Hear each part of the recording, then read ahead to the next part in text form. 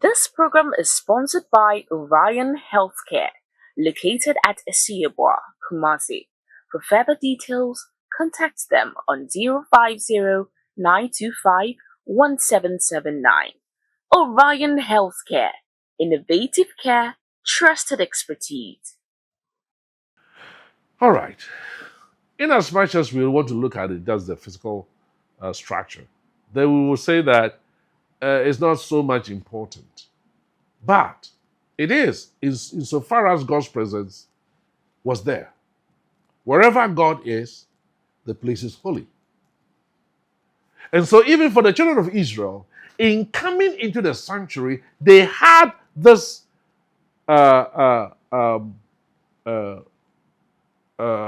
focus, or they were to be measured in the way they even approached the place. That they were going into the presence of Jehovah. If you're going into the presence of Jehovah, how do you have to behave? Could you behave anyhow? Could you dress anyhow? No. No. For instance, the high priest could not wear just anything in the presence of God. On the Day of Atonement, the high priest had to wear only white linen. Only white.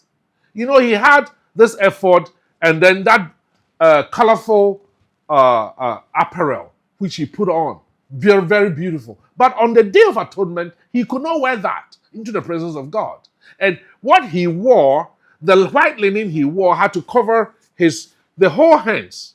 Only the fingers were left. And the whole foot, only the toes were left. Why?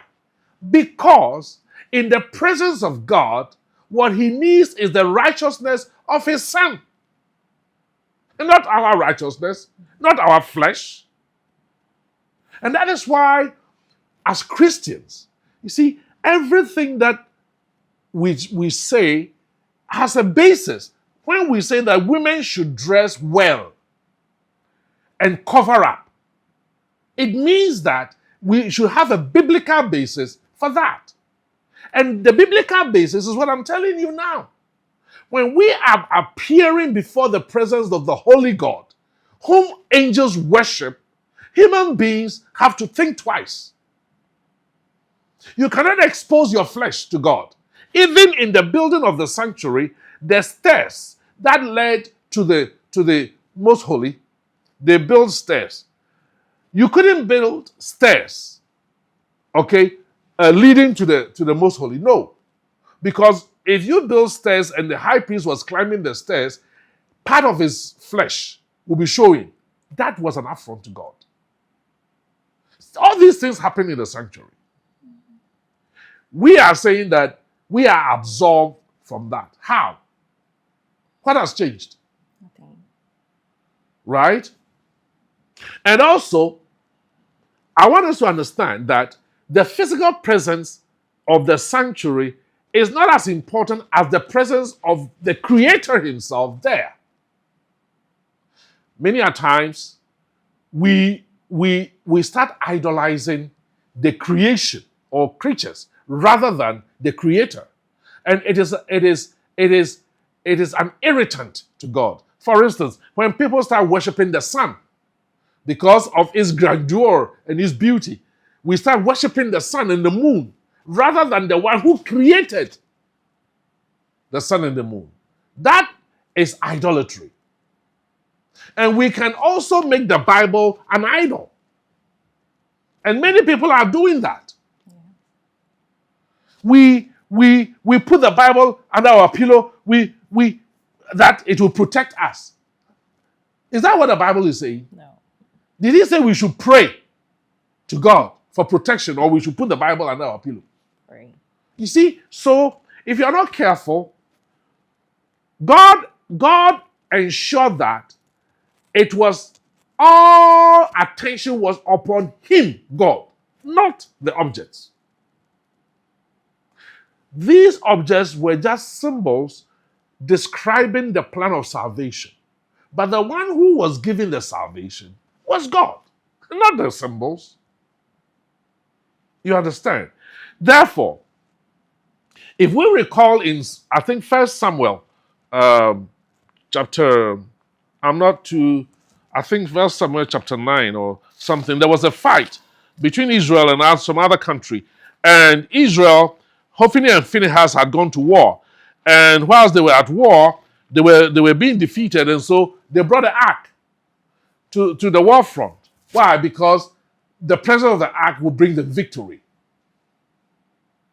And unfortunately, they were beaten and the ark was taken by the Philistines. Why? Because God wanted to teach them a lesson. It is not the ark that saves you. It is me, God. If you have left me behind, because God had told them not to go for the war, they did not listen. They went, believing in the ark rather than the God who brought them the ark. They were beaten. We don't have to put our trust in objects. We should put our trust in God. He is the one we should worship, not things. You understand? So yes, the physical, the sanctuary as a physical object is important insofar as God's presence is there, but not in it of itself. We shouldn't put anything. And Israel were warned. For instance, Nadab and Abihu, the two children of Aaron, they died because they brought a strange fire.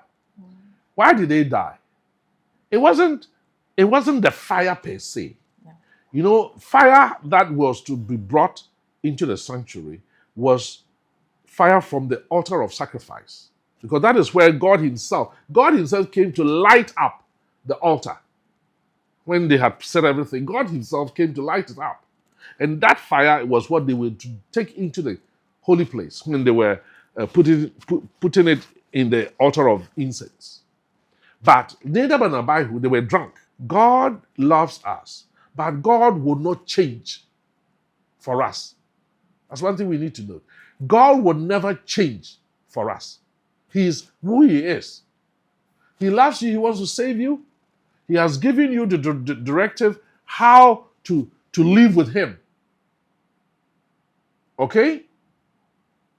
If you want to be in that relationship with him, then please obey.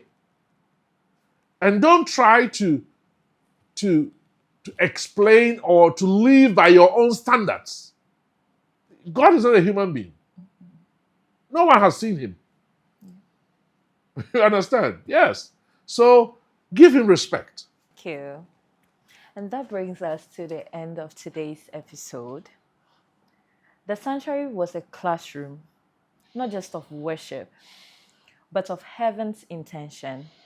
In our next episode, we explore the exact heavenly pattern that inspired its creation. See you next time. My name, Kesoa. My faith has found a resting place.